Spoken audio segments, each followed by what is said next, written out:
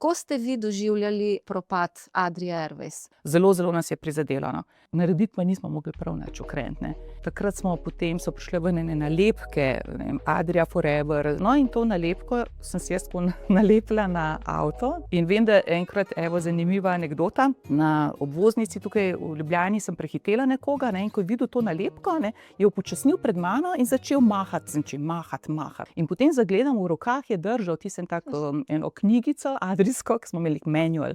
In mi mahal in potem sem rekla, ja, pa si to je Adrijaš, ne vem, kdo je bil, ampak potem sva si mahala, ne.